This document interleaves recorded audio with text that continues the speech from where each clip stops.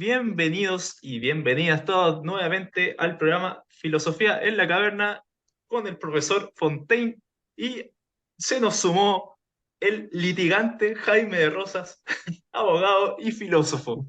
Así que, como el tema de hoy son los estoicos, y ustedes saben que están muy de moda últimamente en las redes sociales, se basa mucho en las personas estoicas y también uno busca el estoicismo como reglas de vida. Como, ¿y por qué está tan de moda ese también? ¿Qué es esa cuestión de que el estoicismo sea una regla de vida? Aquí partamos, Jaime, ¿qué opinas tú un poco opinas sobre esto, así como esta nueva moda, el boom estoico? Hola a todos, ¿qué tal? Espero que estén muy bien. Sí, hoy día el tema sí que es el estoicismo.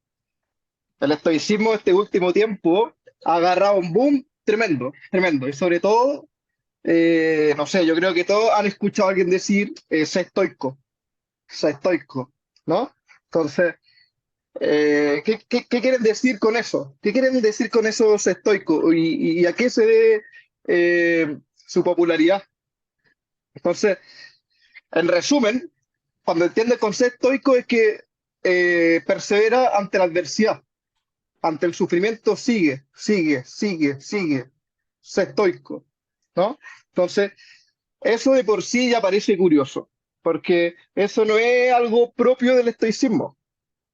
De hecho, en los capítulos pasados que vimos sobre qué es la felicidad, ahí también vimos que hay una tesis griega que para ser virtuoso implica eh, sacrificarse, ¿no? Entonces, para ser una persona atleta, para ser un atleta hay que sufrir, no es fácil. No es fácil salir campeón en los Juegos Panamericanos, ¿no? Salir campeón en los Juegos Olímpicos, sobre todo en Grecia. Entonces, un sujeto virtuoso, un prónimos, un hombre un modelo de virtud, alguien que ganaba los Juegos Olímpicos, como el atleta Milón, ¿no? Que es un atleta muy famoso en los Juegos Olímpicos de Grecia. Entonces, para ser un buen padre no es fácil, implica riesgo, implica sacrificio.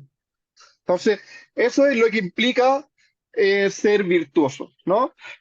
Entonces, y sin embargo, hay varias contradicciones o tergiversaciones de lo que se ha entendido por el estoicismo. En el estoicismo también hoy en día, si uno va a las librerías, por ejemplo, en España o incluso acá mismo en Chile, uno va a la Feria Chilena del Libro, a la Antártica o cualquier otra librería famosa, en los libros de autoayuda ya hay una buena sección de estoicismo, ¿no?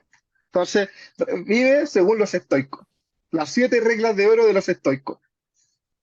Pero, y, no, y eso también se ha visto profundizado en los modelos de negocio, ¿no? Hay muchas personas que para emprender se han recurrido al libro de estoicismo, ¿no? ¿Por qué? Porque entienden que mucha gente del área de los negocios, del comercio, entiende que en realidad hoy en día no hay que vender un producto, no hay que vender un objeto material, sino que hay que vender una experiencia, una sensación. Hay que vender una emoción que hay detrás del producto. Y por eso han recurrido al estoicismo.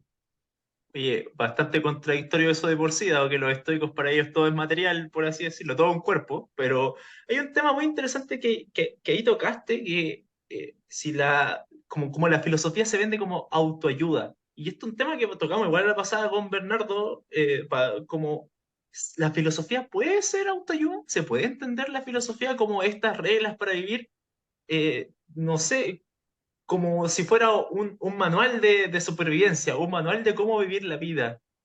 ¿Cómo lo ves tú, Bernardo, en ese sentido?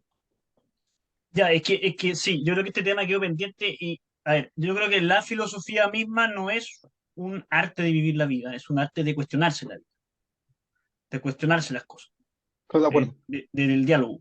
Pero, pero los estoicos practicaron, y no solo los estoicos, sino que muchas escuelas griegas de esa época, practicaban más que todo una forma de vida. Hay una máxima estoica que dice, no te fijes en lo que alguien piensa, sino en cómo actúa. Eh, Ellos practicaban una forma de vida que cumple el rol en parte que cumplen las religiones, pero de una manera distinta, de una manera más racional, más pensada. Entonces ellos buscaban hacer una escuela de cómo vivir, que estuviera muy conectada con el estudio, pero todo el estudio que hacían, tanto de ellos estudiaban la lógica, estudiaban la física, estudiaban la ética, el ser humano, cómo ser feliz, todo eso lo hacían en función de vivir una buena vida. Quiero vivir una vida que tiene como objetivo una vida tranquila, lo que ellos llamaban la apaceia, que es una vida imperturbable, en el sentido de que tú, y esto es un tema muy importante porque de alguna manera uno diría que los estoicos son los que descubren la idea de emoción. Yo creo que ese tema es muy relevante, pero esta vida imperturbable era una vida donde yo experimento mis pasiones, pero de una manera que no fuera excesiva, sino de una manera moderada, que yo experimente lo suficiente de pasión. De manera que esas pasiones a mí no me arrebaten, no me lleven, no me consuman, no me controlen, sino que yo tenga un cierto dominio de esas pasiones en el sentido que no que yo pueda con- controlarlas completamente, sino que yo las tenga como a raya, como contenidas. Y Entonces, en ahí, ese sentido perdón, en ese sentido yo no me dejo caer por la pena, por el dolor, no me voto al dolor, pero tampoco me dejo arrebatar por la alegría ni por la exaltación. o sea, siempre es algo controlado por la razón, por así decirlo. Sería como el control estoico, ¿no? Y, Jaime, ¿cómo tú lo ves esa interpretación? También Mira, te voy estoy, a decir una cosa más. Los estoicos descubren la emoción, dijo Bernardo. Suena como mm, curioso, ¿no? Ahí creo que hay un sí, punto que te lo dejo ahí para que... sí, no, yo creo que eso es, por decirlo, es impropio, ¿no? En realidad no es tan así, porque si uno, por ejemplo, recurre a la obra de la retórica de Aristóteles, ahí Aristóteles ya trata varias emociones, ¿no? Como por ejemplo lo que es la ira, por ejemplo. Esa es una emoción que es muy bien desarrollada por Séneca, que es un estoico. Entonces, en realidad no es que descubran las emociones, sino que lo que hacen es crear un tratado sistemático, refuerza muy bien las emociones. Yo creo que por ahí va, ¿no? Entonces, ¿cuál es el punto del estoicismo? Y ese es como una de sus grandes aportes, contribuciones que tienen como escuela, es que las emociones en realidad son racionales, ¿no? Y eso es una tesis muy llamativa, muy asertiva, muy provocadora, porque, y eso es algo que ya fue anticipado por Aristóteles y por Platón y por Sócrates. Entonces, la gracia del estoicismo es que el estoicismo va a decir, por ejemplo, Séneca va a decir, bueno, en realidad no es lo mismo la envidia que la rivalidad. Son cosas diferentes. Pero entonces hacen un listado exhaustivo de todas las emociones y nos explican qué son las emociones. Pero lo importante de las emociones, como acabo de señalar, es que tienen un ingrediente que es racional. Uno generalmente cuando habla cuando uno piensa en emociones, uno habla como que la emoción es lo opuesto a la razón. Pero en realidad no es así, ¿no? En realidad es que, por ejemplo, yo voy en la calle y alguien me pone una pistola en la cabeza, ahí yo siento miedo, ¿no? Siento esa emoción. El hecho de que alguien me ponga la pistola en la cabeza es una emoción, pero también es racional, es cognitivo, porque yo sé que si me cae una pistola y eso puede acabar con mi vida, ¿no? O por ejemplo, el acto de la infidelidad. El acto de la infidelidad de por sí me puede generar en mí una emoción de una ira, pero eso también es racional. ¿Por qué? Porque yo estoy viendo que me están siendo infiel y yo tengo un concepto previo de que entiendo que eso está mal, de que me tienen que ser fiel. Entonces hay un proceso racional de las emociones, ¿no? Y ahí, como también un tema que también se nos pasó por abajo recién, ¿qué es esta cuestión de qué es la razón para los estoicos y qué es la sabiduría para los estoicos? Como que lo hemos nombrado constantemente, ¿no? La sabiduría estoica, la razón para los estoicos, la razonalidad. ¿Qué es todo esto? ¿Qué es Bernardo? Y después también voy con Jaime, porque quiero que cada uno me dé una respuesta a ver si ahí se agarran un poco ahí sobre la interpretación. Sí, yo en realidad quiero volver al tema de las emociones antes. Creo que, yo creo, responderte corto, yo creo que el sabio es el que alcanza la apatía, es el que vive ese estado imperturbable, en el sentido de que no se deja arrebatar por lo que siente. y lo que experimenta del mundo. Eso yo creo que es como la idea, el sabio. Ahora, yo quiero volver a la idea de las emociones, porque es súper difícil para nosotros, o sea, para nosotros pensar como los griegos pensaban las emociones, porque si vamos a hablar de los estoicos tenemos que remitirnos a cómo los griegos pensaban las emociones, y es una manera muy distinta, como yo, muchos opinan, eh, más contemporáneamente, que los griegos piensan en la psicología humana como algo exterior. Tú en un momento dijiste, Manuel, que los griegos veían el mundo muy corporalmente. Y ellos también veían las emociones como, y la mente como algo externo, en el sentido de que, a ver, voy a decir lo que uno dice, yo estoy enojado. Eso es lo que uno dice en los idiomas modernos. Un griego no decía eso. Un griego dice, me vino una ira. Eso es muy importante porque eso es una manera de expresar que lo que yo siento no depende de lo interno, sino de algo que viene de fuera que me impacta. Eso es lo que pensaban los griegos.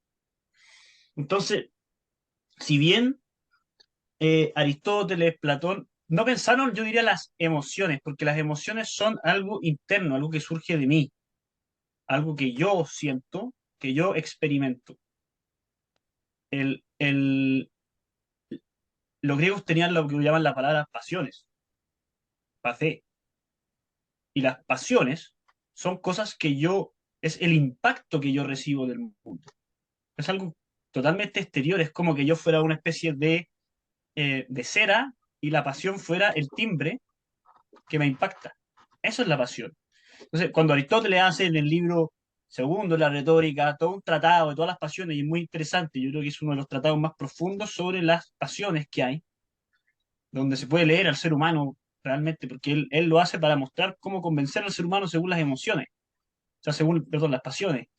Y realmente ahí están todas las pasiones descritas, las razones de por qué alguien siente miedo, las razones de por qué alguien siente envidia, de por qué alguien siente alegría, está muy bien descrito, es muy profundo.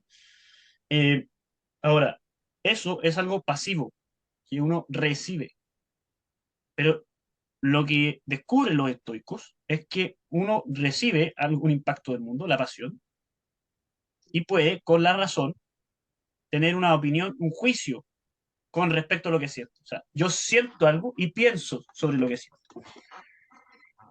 Por ejemplo, la muerte. Entonces, cuando Séneca le dice a Lucilo, que es su sobrino, le dice, tú no estás viendo bien el tema de la muerte que hablamos hace un rato. Lo que él está diciendo es, no está mal que tú sientas el impacto del dolor de la muerte, eso es parte de la realidad. Lo que está mal es la opinión que tú generas a partir de ese impacto. Tú generas una opinión de que eso no debió haber ocurrido. Y cuando tú cambias esa opinión y aceptes la muerte y te des cuenta que la muerte es algo que nosotros llamaríamos algo natural, algo que es parte de la naturaleza, de cómo funciona el mundo, y la aceptes, vas a, vas a dejar de sentir ese dolor tan terrible. Vas a tener Y, una pasión que no te lleva, que no te arrebata, sino que es más moderada, es más, la vas a tener limitada tu pasión de la pena. te A eso, respondieron perdón, antes de confusa. terminar, a eso, a esa opinión que yo tengo sobre lo que experimento, a eso es lo que le llamamos emoción. Entonces, cuando yo dije que los estoicos descubren la emoción, me refiero a eso, que ellos descubren que el sentimiento, la parte irracional del ser humano, también se conecta con lo racional. Y esa mezcla es lo que nosotros hoy día denominamos emoción. Oye, Jaime, después de esta larga respuesta que te hicieron ahí, Es que en cómo realidad viene el contragolpe? no, que en realidad eso no es tan así, ¿no? En realidad no es tan así, porque esa propuesta de que las emociones tienen un carácter racional, eso ya está anticipado por Aristóteles y por Platón. Eso está dicho, o sea, no, está explícitamente puesto. Entonces, yo creo que la novedad estoica va por otro lado, ¿no? Va en el sentido de aumentar la identificación de tipos de emociones que hay, ¿no? Hacen una enumeración exhaustiva de los diferentes tipos de emociones, pero al mismo tiempo tienen una propuesta diferente de lo que entienden por razón, ¿no? Porque, a ver, una cosa es la razón y otra cosa es la cognición, que no es lo mismo, ¿no? Porque cuando uno habla de qué es una razón, yo digo, ¿es razonable o no? En el fondo lo que estoy diciendo es que razón tiene que ver con una conjunción de un silogismo, ¿no? Una premisa y conclusión. Pero en realidad acá, para ser más simple, una una de las cosas que descubre el estoicismo es que la cognición se define como el asentimiento que hay a una presentación, ¿no? Entonces, en el fondo, cuando yo comienzo a razonar es frente a imágenes que uno va viendo, ¿no? A sensaciones que uno va teniendo. Así uno comienza a razonar, ¿no? No hay ideas preconcebidas, no lo hay. No hay una especie de innatismo, sino lo que hay es que yo veo ciertas cosas y comienzo a razonar. Y ahí está lo que tú comentabas ya antes, que el estoicismo cree que todo es corpóreo, todas las cosas, el mundo, el cosmos, es una entidad corpórea según los estoicos. Entonces, los estoicos van a decir que, por ejemplo, las palabras, esto mismo que yo estoy hablando, ustedes me escuchan porque es aire golpeado. Imagínense, siglo IV antes de Cristo, que es lo que hoy en día nosotros conocemos como ondas, decibeles, que me llega a través del tímpano, a través de las células ciliadas, en el caracol del oído. Ellos, sin tener ese conocimiento biológico, ya hablaban de que en realidad el aire, en las palabras son aire golpeado, por lo tanto las palabras son entidades corpóreas. Eso es muy, muy interesante. Como así también, por ejemplo, ellos dicen que el cosmos es un animal tremendo. Dicen que el cosmos es un animal, ¿ya? Y es súper interesante porque el estoicismo, que, que era la corriente, la escuela de pensamiento más fuerte que había en la antigüedad cuando estaba el cristianismo. De hecho, el cristianismo primitivo, en sus orígenes, según cuenta mismo Jaeger, por ejemplo, un gran filósofo, un titán de la filosofía, un alemán filósofo, Jaeger, comenta que el cristianismo primitivo en un principio tenía una gran influencia estoica, que creían que Dios, por ejemplo, y que el alma era corpóreo, lo decían derechamente. Entonces, esta idea de que Dios o el alma son entidades incorpóreas viene de siglos después, pero en el cristianismo primitivo Dios era una entidad corpórea. Y eso es interesante porque otra cosa más que dicen los estoicos, que por ejemplo el ser humano, ¿ya? Tiene elementos propios de los animales y de las plantas. Y esto es una extensión del pensamiento del dictum aristotélico, que el ser humano es un animal racional, un zoopoliticón. Es decir, Aristóteles ya concebía que el ser humano era una especie de animal, cosa que el cristianismo después, tiempo después, siglos después, a través del concilio de Constantinopla, va a abolir la idea de que cualquier vínculo entre el ser humano y el animal. Va a rechazar este dictum aristotélico de que de que el ser humano es un animal racional.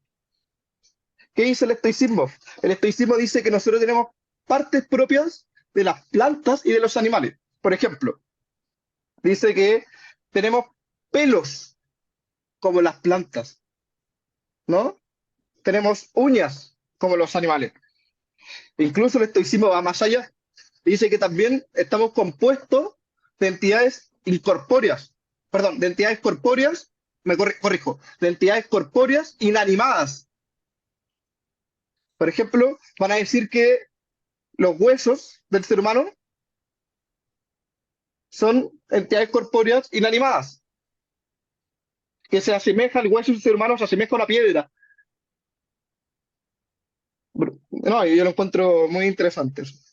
Justamente ese, no hemos quedado mucho en la ética y no hemos pasado, y aquí es muy bueno lo que dijo Jaime porque nos permite ver que los estoicos son mucho más allá que la ética y justamente ese también es Es, el punto.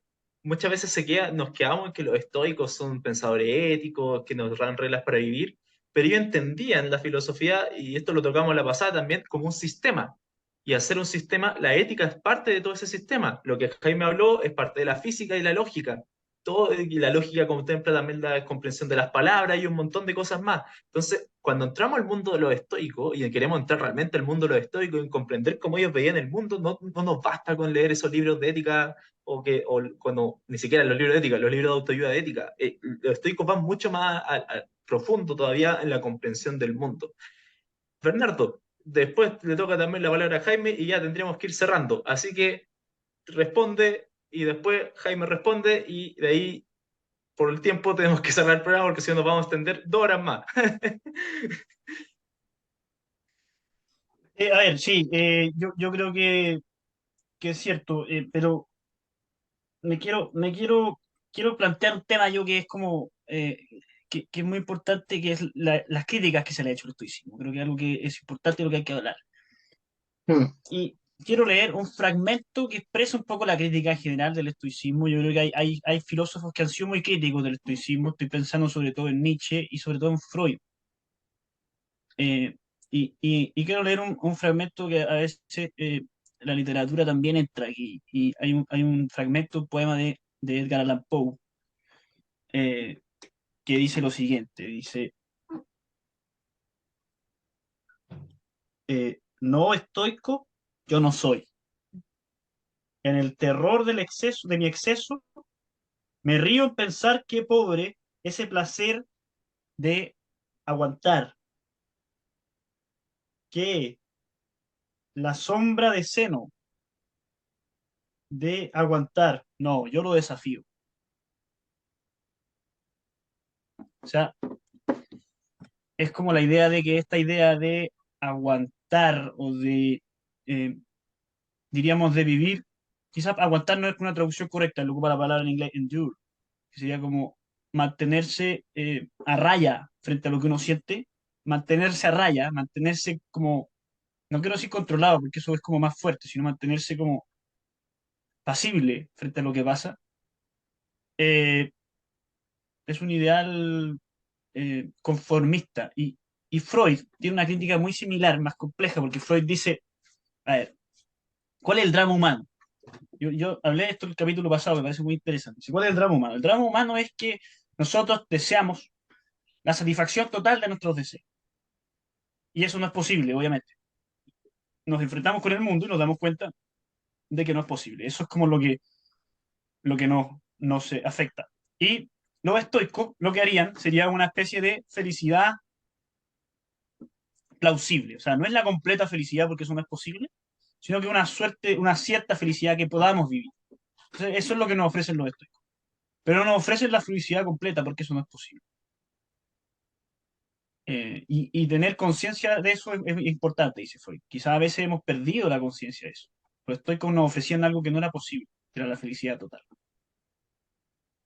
Y paso a Jaime, pero antes, ahí Freud igual está suponiendo que la felicidad es concretar todos los deseos del mundo. Ojo, que me parece que es un supuesto que es completamente rebatible y no tiene mucho sentido en la realidad. Bueno, no soy para nada amigo de Freud y me parece un pésimo filósofo, pero le cedo la palabra a Jaime antes de que me toque a mí por fin. El filósofo recomienda. Así que adelante, Jaime. sí, aunque a mí yo encuentro que Freud es brutal, pero sí, es objeto de criticar hartas cosas, pero yo creo que Gracias. es muy estimulante. Pero igual, de todas maneras, eh, para continuar estas críticas también, que esta última parte, y terminar con lo más interesante que respecto a la ética, efectivamente lo que decía Bernardo, que tiene que ver con este concepto de la ataraxia, que es la imperturbabilidad. Efectivamente, los estoicos sostenían esa tesis de que, a ver, quizás no hay característica o expresión más propia del estoicismo que decir que vivir de acuerdo con la virtud, ¿no? Pero ¿qué significa eso? Significa autodominarse, vivir de acuerdo con la razón, lograr la imperturbabilidad. Pero para el estoicismo, y esto es una crítica de la que yo al menos no comparto, es que uno se tiene que desprender, a ver, son bienes que no son necesarios, que perturban, que es la amistad, la familia, los bienes exteriores e incluso la salud,